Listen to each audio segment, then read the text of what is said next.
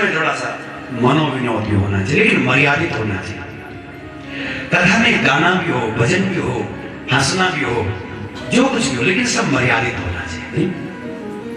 तो अच्छा लगता है। कथा की एक अपनी आचार संहिता है, व्यास की एक अपनी आचार संहिता है, उसके अनुरूप वक्ता को चलना पड़ता है, चलना ही चाहिए। नहीं चलेंगे तो फिर पता समाज को क्या देंगे हम। ब्रह्मा जी ने सृष्टि करी साथ, ब्रह्मा की सृष्टि में बहुत अच्छे लोग हैं। वो ज्यादातर वो अच्छे लोग हमें कहां पाए जाते हैं? गेवाड़ घाटी में पाए जाते हैं, चौकुटिया में पाए जाते हैं। मैं परसों कह रहा था कि चौकुटिया तो 4 घाटों से बनी हुई चौकुटिया, 4 घाट है इसमें। कौन कौन से घाट बताए? भक्ति, ज्ञान, वैराग्य, और चौथा घाट शरणागति का घाट। शरणागति ये चौथा घाट है। चौखटिया मतलब 4 वर्ण जहां रहते हैं आराम से। चौखटिया का मतलब है 4 आश्रम के लोग जहां रहते हैं, जहां ब्रह्मचर्य आश्रम में भी रहने वाले बड़े निष्ठावान लोग हैं, जहां गृहस्थ आश्रम वाले बहुत श्रेष्ठ आचरणवान लोग हैं, जहां वानप्रस्थी भी हैं और जहां सन्यासी भी हैं। सन्यासी हैं आप क्या नहीं हैं? 25 वर्ष की अवस्था तक ब्रह्मचर्य आश्रम, 25 से लेकर के 50 वर्ष तक गृहस्थ आश्रम, 50 साल, और 50 के बाद में क्या बनना है? वानप्रस्थी। 50 से लेकर के 75 तक वानप्रस्थ, और 75 से लेकर के 100 तक क्या? संन्यास आश्रम।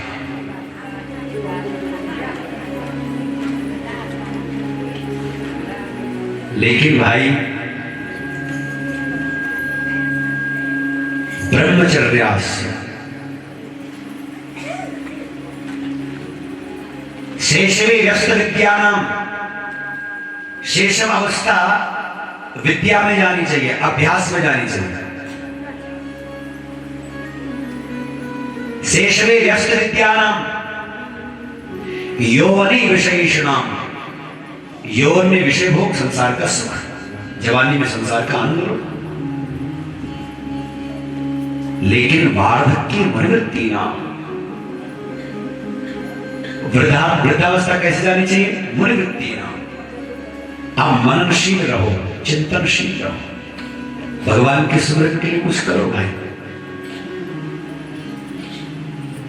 वार्धक्य मनोवृत्ति नाम योगी नान्ते तनुत्यजाम, ये हमारी सनातन संस्कृति परंपरा का सूत्र है, ध्यान से समझना इस बात को। योगी नान्ते तनुत्यजाम, शरीर अंत में कैसे छोड़ना चाहिए? बोले महाराज डॉक्टर इंजेक्शन घोप घोप करके मारते हैं।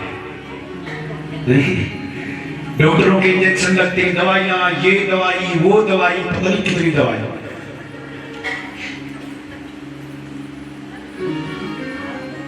एक दंपति तो इतना बड़ा थैला लेकर के घूम रहे थे, हमने कहा ये क्या है? वो एक दवाई है। इतनी दवाई? हाँ महाराज रोज खानी पड़ती तब जिंदा है। योगे नान्ते तनुत्यजाम, योग से अंत में तन का त्याग करना। योगेन, भोगेन नहीं, योगेन, योग के माध्यम से परमात्मा का स्मरण करते भगवान के साथ योग हो गया है, ठाकुर जी के साथ में योग हो गया है, और तब योगी नान्ते तनुत्यजाम, तब त्याग जाए, छूट जाए शरीर, कोई बात नहीं।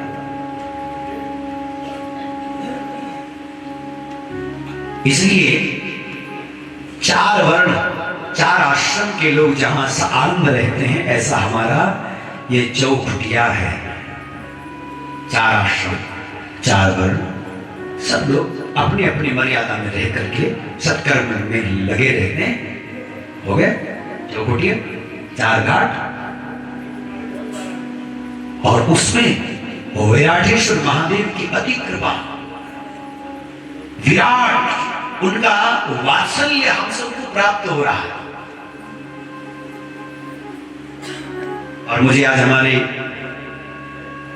श्री मदन सिंह चौधरी जी, जिनके आज हम घर में गए, आज हम लोग वहां उनके घर में गए तो वहां देखा, जो बता रहे थे कि हमारे जो यहाँ के जो महात्मा जी थे, परम वंदनीय प्रातः स्मरणीय ब्रह्मलीन स्वामी हरिनारायण जी महाराज, यही नाम है ना, हरिनारायण जी, उन महात्मा के तप के अंश यहाँ पर विराजमान है।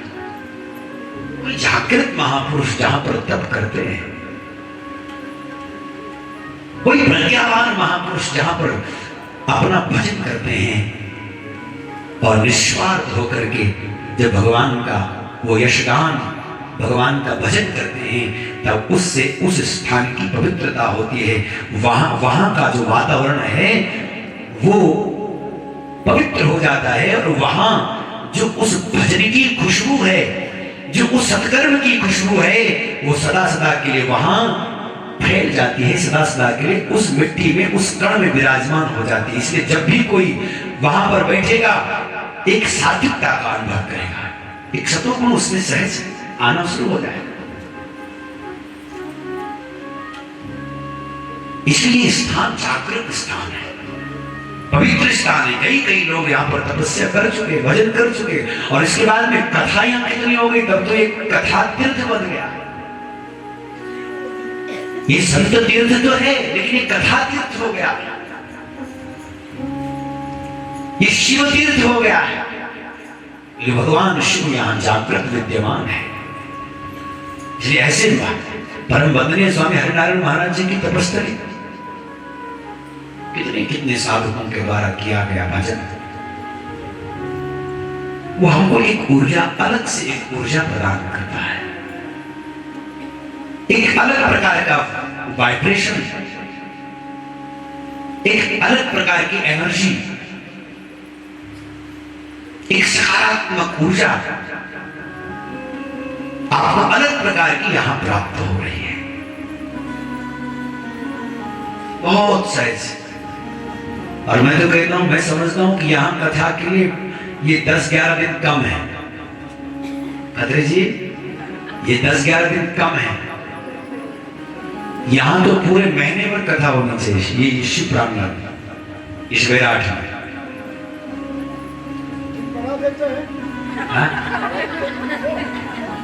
क्या कहते हैं, बढ़ा देते हैं।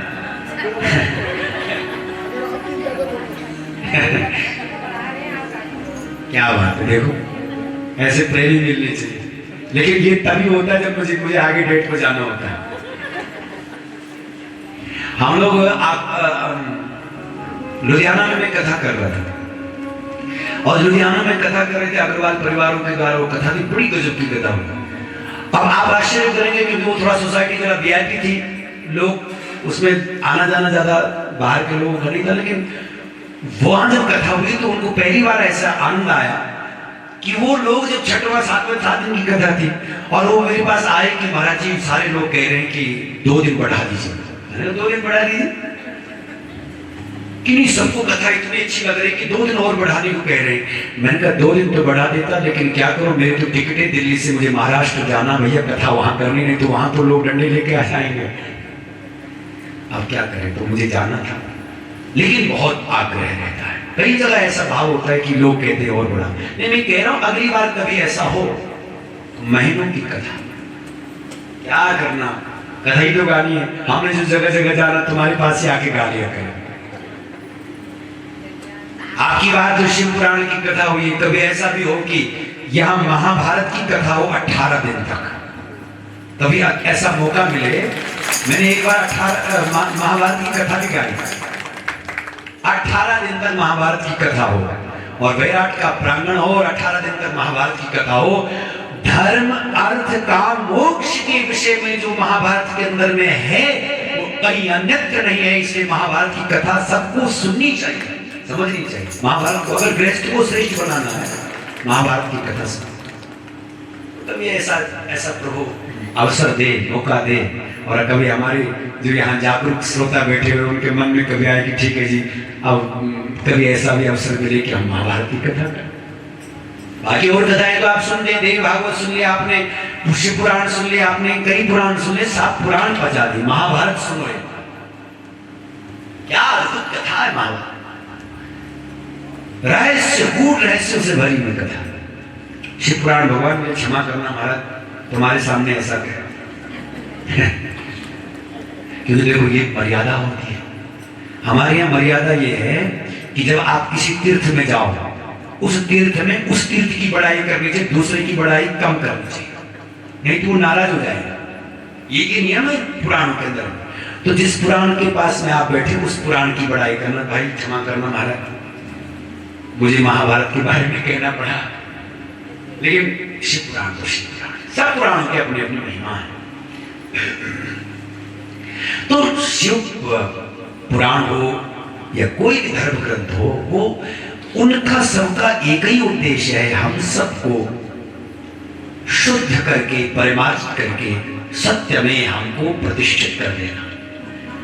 हमारे हृदय में जैसे हम मंदिर में प्राण प्रतिष्ठा करते हैं, ऐसे ही हमारे हृदय में भगवान महादेव के अनुग्रह से सत्य की प्रतिष्ठा हो जाए, परम सत्य शिव की प्रतिष्ठा हो जाए, परम सत्य भगवान श्री कृष्ण की प्रतिष्ठा हो जाए, परम सत्य भगवान श्री राघव जी की प्रतिष्ठा हो जाए, परम सत्य परमात्मा भगवान नारायण की प्रतिष्ठा हो जाए, परम सत्या भगवती राजराजेश्वरी त्रिपुर सुंदरी मां जगदम्बा की प्रतिष्ठा हो जाए। जो देवता जो जिसकी तुम उपासना करते हो उन सबकी प्रतिष्ठा हमारे हृदय में हो जाए, इसलिए सारी कथाएं। तो मैं कह रहा था कि ब्रह्मा जी सृजन करते हैं और इस सृष्टि में कई प्रकार की सृष्टि जब ब्रह्मा जी उत्पन्न करते हैं तो उसमें सब में कई में गुण है, दोष है, सब चीज है, लेकिन ये गुण दोष से ही चलती है सृष्टि। हर एक चीज के 2 भाग हैं, 2 चीजें हैं। कोई भी एक चीज है ना तो उसके 2 चीजें हैं, दो पहलू हैं उसके। अगर सत्य है तो झूठ भी है, अगर रात है तो दिन भी है, अगर सुख है तो दुख भी है, अगर हानि है तो लाभ भी है, जय है तो पराजय भी है भाई, रात है तो दिन भी है, स्त्री है तो पुरुष है, पुरुष है तो स्त्री है। हर एक चीज का जोड़ा है ये संसार, जोड़े से चलती है, 2 से चलती है, इसलिए इसको दुनिया कहते हैं। 2 से चलती है इसलिए इसको क्या कहते हैं? दुनिया। 1 से चलती है तो एकनिया कहते हैं। हम एकनिया में रह रहे हैं, लेकिन 1 से नहीं चलती, 2 से चलती है, 2 से चलती दुनिया। परम ब्रह्म परमात्मा ने एक से अनेक होने का जब संकल्प किया, एको हम बहुत श्यामा, तो उन्होंने अपने त्रिगुणात्मिका शक्ति माया को प्रकट किया। अब ध्यान से सुनना, ब्रह्म क्या है और माया क्या है।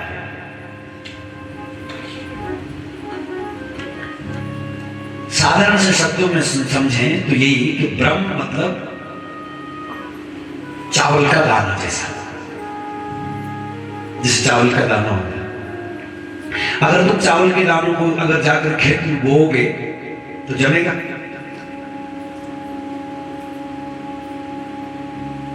उसमें अंकुर नहीं आ सकता, प्रकट नहीं हो सकता, कुछ नया नहीं बन सकता। ब्रह्म है शुद्ध चावल की दाने की तरह, और जो चावल के बाहर जो छिलका है वही माया है।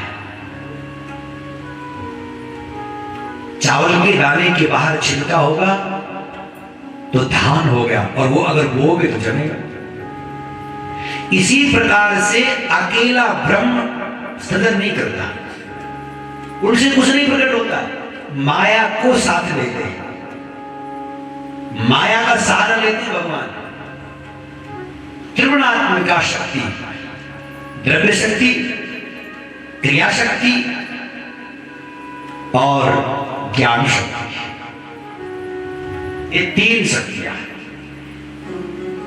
गृहीत शक्ति तृतीयाय देहिनाम, गृहीत शक्ति किसको ग्रहण करते? तीनों शक्ति को। गृहीत शक्ति तृतीयाय देहिनाम, अब इन तीन शक्तियों को जो ग्रहण किया तब क्या किया? कौन कौन है ये तीन शक्तियां? बोले द्रव्य शक्ति का दूसरा नाम है महालक्ष्मी, ज्ञान शक्ति का दूसरा नाम है महासरस्वती, और क्रिया शक्ति का दूसरा नाम है महा, बोलो, अरे काली काट की काली। द्रव्य शक्ति का दूसरा, क्रिया शक्ति का दूसरा नाम क्या है? जोर से बोलो, महाकाली। ये क्रिया शक्ति है, ये क्रिया देती है, ये क्रिया करती है। तो इन तीनों शक्तियों को ग्रहण करके भी संसार का सृजन करता है। वो परब्रह्म परमात्मा जो मूल तत्व है, जिसने एक से अनेक होने का संकल्प लिया, वो परमेश्वर, वो परम शिव, उन्हीं के द्वारा ये सब ब्रह्मा, रुद्र, विष्णु की उत्पत्ति शिव पुराण के अंदर बताई। अभी शिव पुराण है तो फिर शिव पुराण को उसी हिसाब से सुनना पड़ा। हे एक, फिर मैं बोलूं सत्य एक है, वो अलग अलग, वो विष्णु के रूप में कभी भासता है, किसी को वो शंकर के रूप में भास रहा है। कि ये समझ लो कि हमने मंदिर में बैराटेश्वर में जाना है, तो किसी को ये वाला रास्ता सही पड़ेगा, सड़क से आए, संगीला जी की होटल के पास नीचे उतरे, ये वाला रास्ता सही पड़ा, और किसी को अग्निगिरी वाला रास्ता सही पड़ा, किसी को ये लक्ष्मी होटल वाला रास्ता बीचों बीच कूद काद करके आ गया। वो तो आजकल लोग गाली देंगे कि भैया बीच में हमारी खेती का नुकसान करके आ रहे, वो बात अलग है, लेकिन क्या पता कभी कभी तो ऐसे भी होते हैं कि बस वो देख दाख करके इसी रास्ते को अपना करके आ जाए। क्यों आते? क्योंकि उनको तो लगे कि ये वाला रास्ता सबसे सरल पड़ रहा है। कोई इधर से आए, कोई इधर से आए, कोई वेतनधार से आए, कोई धुदलिया से आए, कोई नगाड़ से आए तो कोई ढोन माल से आए, कोई भटकोट से आए तो महाराज कोई दिगोट, मतलब सब लटा करके रहोगे आप। मेरी श्रोता बड़े अच्छे हो गए, मुझे सब याद दिलाते हैं कि मुझे मत भूलो, हमें मत भूलो। आप दिगोट से माता, जय भगवान।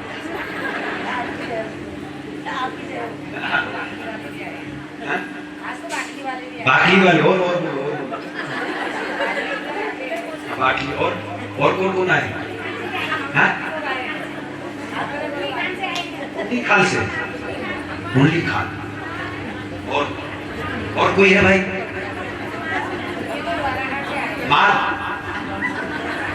द्वारहाट, अच्छा, और आप द्वारहाट, अच्छा।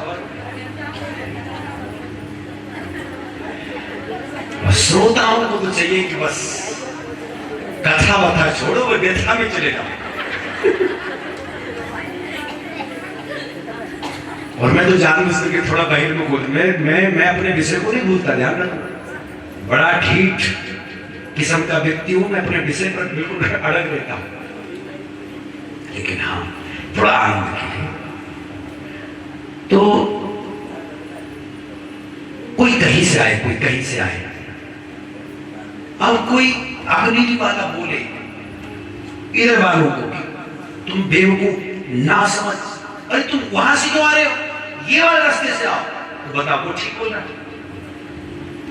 अरे भाई क्षमा कर, तुझे वो रास्ता ठीक लग रहा तो तू वहां से आ, तुमको वो वाला रास्ता ठीक लग रहा तुम वहां से आओ, किसी को ये वाला रास्ता ठीक लग रहा वो वहां से आ। केंद्र कथा है, केंद्र विराट है। इसी प्रकार से तुम शिव के मार्ग से आओ, विष्णु के मार्ग से आओ, तुम दुर्गा के मार्ग से आओ, तुम किसी भी, केंद्र केवल और केवल सत्य है। सत्यम परम धीमहि, हम सत्य का ध्यान करने के लिए आए, करते हुए हम सत्य को पाने के लिए यहाँ आए हैं, हम सत्य की उपासना के लिए यहाँ आए हैं, हम सत्य में प्रतिष्ठित होने के लिए यहाँ आए हैं। वो जो तुम्हारा इष्ट वही सत्य है, किसी भी रास्ते से इसलिए हम सबको भेद से उठ करके, ये छोटा है ये बड़ा है, इसलिए मैं बार बार रोज ये लगभग में कह रहा हूं कि हम सनातनियों में विडंबना ये हो गई कि हम अपने धर्म के विषय में नहीं जान पाए, इसलिए हम भटक रहे हैं। इसलिए लोग जो आकर के हमें बहका देते हैं और हम उसमें बह जाते हैं। हमें अपने सनातन को अच्छे से समझना होगा, अपनी संस्कृति को अच्छे से समझना होगा, अपनी परंपराओं का आदर करना होगा, अपनी परंपराओं में ठीक से रहना होगा। जब आप अपनी संस्कृति, अपनी परंपरा, अपनी सामाजिक जो भी आपकी व्यवस्थाएं उन पर चलते हैं तो आपको कोई तोड़ नहीं सकता, आपको कोई विचलित नहीं कर सकता आपके मार्ग से। लेकिन जब हम बिखरे हुए रहते हैं, हमको खुद ही निष्ठा नहीं, खुद ही भरोसा नहीं है, तो हमारा पतन निश्चित है। कोई भी हमको कुछ भी कह देगा तो आज हम कोई हमको इधर ले जाएगा, वो हम इधर चलेंगे, कोई कहेगा अरे इधर कुछ नहीं, इधर आ जाओ, तो फिर हम इधर आ जाएंगे। तो गंगा गई गंगादास और यमुना गई यमुनादास, और ऐसे ही रामदास से लेकर पता नहीं कौन कौन दास बनते रहेंगे और कुछ भी भाषण लगने वाला नहीं। इसलिए बार बार हम इस संसार में अपने सनातन को समझो, संस्कृति को समझो, अपनी परंपराओं का आदर करो। कुछ माताएं यहाँ पिछोड़ा लेकर के अच्छा लगता है, अपने पिछोड़े को लेकर अपनी उस संस्कृति का आदर। हमने जब ये कलश यात्रा की, जब वो डाली वीडियो, तो लोगों ने देखा हमारी पहाड़ में, तो हमारे गढ़वाल में तो ऐसा नहीं है ना, वो जो आपकी जो पिंगली पिछोड़ी होती है, वो पिछोड़ा लेकर के हाथ से चलते हैं। तो उसके बाद में तो उन्होंने देखा, अरे बोली यहाँ क्या कितना सुंदर दृश्य हो रहा, पूरा यहाँ जाने के आप लोगों को सब थे, बोले इतना अच्छा दृश्य, ये माताएं कितना अच्छा सज करके आई। मैंने कहा यहाँ का ऐसा सुंदर पहनावा है हमारी माताओं का। तो जब हम कथा में जाएं, जब हम जाने खेत की माताएं कल तक तो सज करके आई थी, आज भी कुछ आई। जब हम सत्संग में जाएं, कथा में जाएं, तो अपना पहनावा, अपनी संस्कृति को बढ़ावा, अपनी परंपरा को बढ़ावा। इसलिए जब हम अपनी संस्कृति, अपने संस्कारों में रहते हैं, तो फिर हमें कोई बहकावे में नहीं डाल सकता। हम अपने मार्ग पर बिल्कुल अड़े रहेंगे। बताओ, सनातनियों को कोई गिरा सकता है, लेकिन फिर भी हम गिर रहे हैं। कोई भी कुछ भी आकर हमें कह जाता है, हम चले पड़ते हैं। तो भगवान ने इस संसार का सृजन किया, ब्रह्मा जी ने। ब्रह्मा जी को जब सृष्टि का पद मिला, सृजन करने का जब आदेश मिला, तो ब्रह्मा जी ने सबसे पहले ऋषियों की सृष्टि करी। मरीचि, अत्रि, अंगिरा आदि ये सब ऋषियों प्रकट किए। इनकी सारी संतानें संसार में व्याप्त हो गई। फिर ब्रह्मा जी ने दो दिव्य, एक स्त्री और एक पुरुष प्रकट किए। एक ऐसा सुंदर बालक प्रकट किया कि देखते ही उसकी शोभा ऐसी अद्भुत थी, अलौकिक थी कि उसको देखते ही मन आनंद से भर जाता था। और एक कन्या प्रकट हुई, बड़ी सुंदर दिव्य कन्या प्रकट हुई। और जब वो दिव्य कन्या प्रकट हुई, उसी समय ब्रह्मा जी के चरणों में आकर के गिर गया, प्रणाम करने लगा और कहने लगा, बताओ मुझे क्या किया, मेरा नाम क्या है? तो ब्रह्मा जी ने उसका नामकरण किया। ब्रह्मा जी ने कहा, तुम्हारा नाम कामदेव होगा। ब्रह्मा जी ने उनका नाम कामदेव किया। तंबुग्रीवो, मीनकेतु, शंख की तरह उसका कंठ था। तंबुग्रीवो, मीनकेतु, मछली की तरह दिव्य आंख थी उसकी। किं करिष्याम्यहं कर्म ब्रह्मस्तत्र नियोजनम् मान्योद्य पुरुषो यस्माद्दुचिता शोभितं विधेहि। भगवान आज्ञा करो, मैं क्या करूं संसार में, क्यों मुझे बनाया? तो ब्रह्मा जी ने कहा, मैं तुम्हें 5 बाण देता हूं। कौन कौन से ये 5 बाण? हर्षण, रोचन, मारण, मोहन और स्तंभन, ये 5 बाण हैं। इन 5 बाणों को तुम अपने धनुष पर जब चढ़ाओगे तो किसी को भी सहज अपने रूप में अपनी ओर आकर्षित कर दो। तुम्हें अपने रूप का, अपने बल का, अपने सौंदर्य का तुम्हें अहंकार होगा, इसलिए तुमको मदन कहेंगे। मदनान मदनाख्यस्त्वं जातो दर्पात् सदर्पक तस्मात् कंदर्प नामापि लोके ख्यातो भविष्यति, लोके ख्यातो भविष्यति। दर्प, अपने रूप का भी दर्प होने के कारण तुम्हारे को लोग कंदर्प कहेंगे, मनोज कहेंगे। तुम दूसरे के मन को हर लोगे, इसलिए तुम्हारा नाम मनोज होगा। कामदेव तुम्हारा नाम होगा।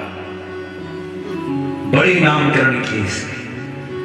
जैसे ही 5 बाण मिले, हर्षणम रोचनाख्यंच मोहनम शोषणम तथा मारणम चैति प्रोक्तानि मुनीनाम सन्निधौ विधेहि।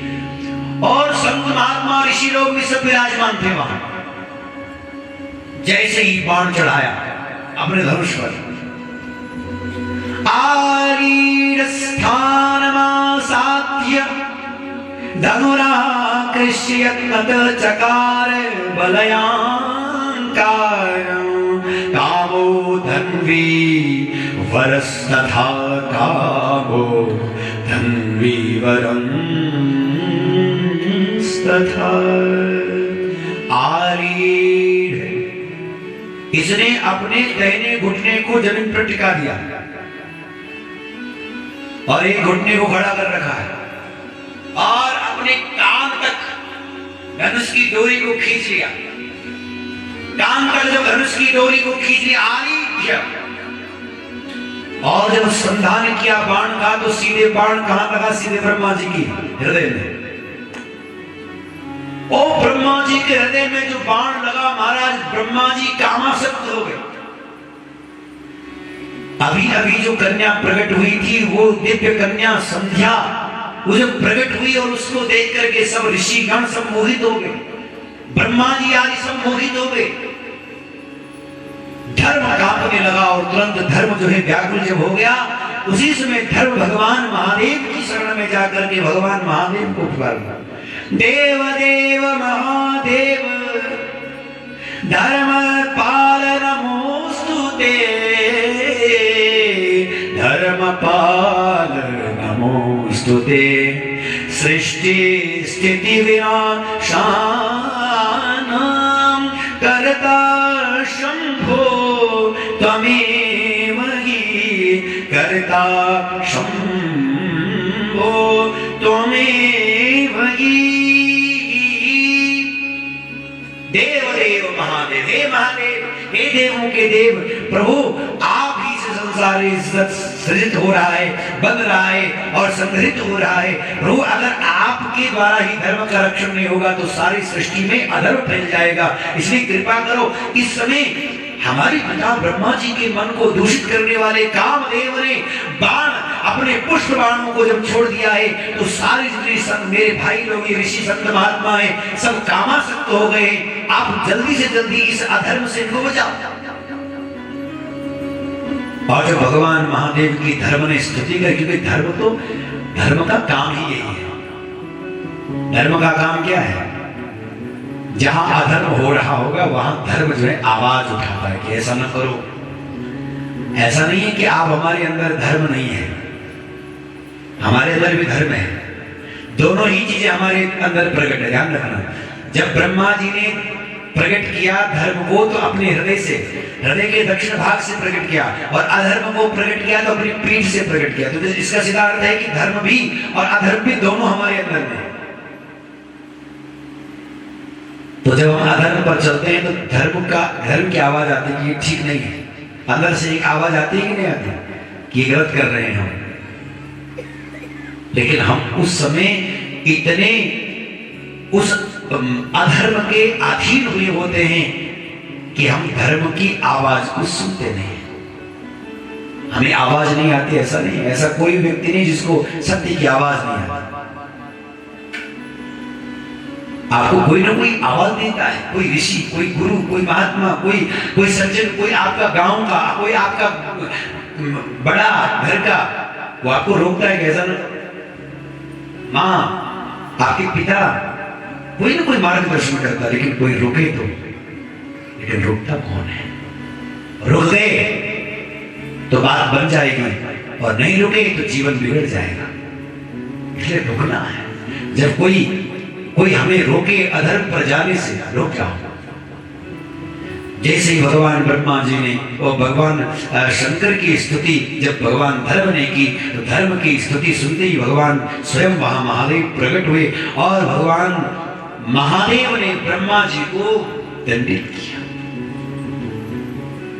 जैसे ही ब्रह्मा जी के सामने भगवान महादेव खड़े हुए कि उसी समय ब्रह्मा जी लज्जित हो गए। कामदेव ने अपना बाण वापस खींच लिया, शरीर एकदम कांपने लगा, पसीना पसीना शरीर में हो गया, और उसी समय पसीने की जो बूंदें जमीन पर गिरी, उससे 60,000 अग्निश्वातागण प्रकट हुए। 60,000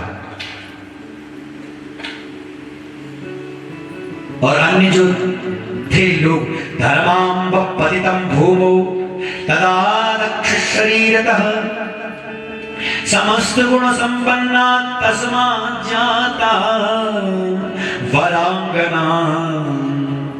दक्ष के शरीर से जब पसीने की बूंद जब जमीन पर गिरती है, तो उससे भी एक वरांगना, एक दिव्यांगना प्रकट हुई, और वही आगे जाकर उसका नाम रति हुआ। रति। और ये जब प्रकट हो गए, ब्रह्मा जी को बहुत दुख हुआ कि बताओ, इस कामदेव को मैंने पैदा किया और इसने पहला बाण मुझे ही चला दिया। कामदेव पर क्रोध आया, अरे दुष्ट, मैंने तुझे ये शक्ति इसलिए दी कि तू मुझ पर ही बाण चलाएगा, इसलिए जाओ, हम तुम्हें श्राप देते हैं, तुमने भगवान महादेव के सामने मुझे शर्मिंदा किया है, इसलिए जाओ, भगवान महादेव के कोप से तुम एक दिन जल करके समाप्त हो जाओगे। भवनेत्राग्निर्दग्धः कंदर्पो दर्पमोहित भविष्यति महादेवे कृत्वा कर्म सुदुष्करम्, कृत्वा कर्म सुदुष्करम्। श्राप दे, भवनेत्र से निकलने वाली अग्नि से तुम जल करके समाप्त हो जाओ। और जब कामदेव को ये श्राप मिल गया, कामदेव चरणों में गिरा, पिताजी मुझे क्या पता इस बाण का क्या प्रभाव, वो तुम्हें परीक्षा करने के लिए ये बाण चलाया, बोले मैं ही मिला तुझे परीक्षा के लिए। लेकिन क्षमा मांगने लगा, चरणों में बंधन किया। तब भगवान ब्रह्मा जी ने इसका विवाह कराया, किसके साथ में?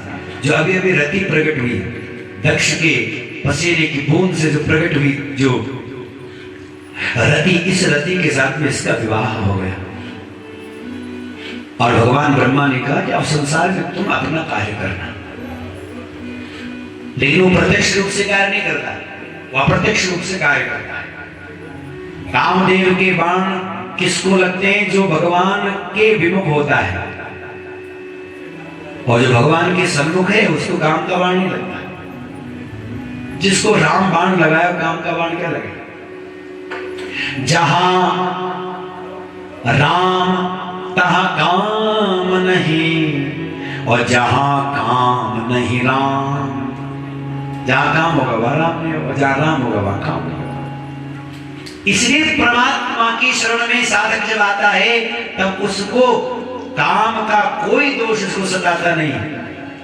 इसलिए भगवान की शरणागति में रहो, हर समय भगवान का स्मरण करो, वरना संसार में काम किसका काम बिगाड़ दे पता नहीं। लेकिन संध्या का क्या हुआ?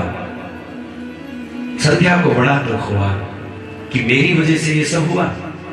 मेरे पिताजी को, मेरे भाइयों को भी सिर नीचे करके घूमना पड़ा।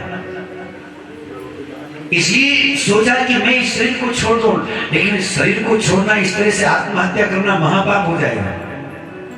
इसलिए क्या करना चाहिए? पहले मैं तप करूंगा, तपस्तप्त्वा तनु त्यक्त्वा सेव जाता त्वरुन्धति। ये संध्या जो है तप करने के लिए चली गई। उत्पन्न मात्रा दृष्ट्वा युवती मन नेरिता। उत्पन्न मात्र से ही विकार पैदा हो गया मेरे कारण, इन सबके भीतर में बड़ा दुख हुआ। इसलिए वो भगवान की प्रार्थना करने लगी, भगवान की तपस्या करने लगी, और जैसे भगवान का नाम जप करने लगी महादेव का, उसी समय भगवान महादेव सामने प्रकट हो गए।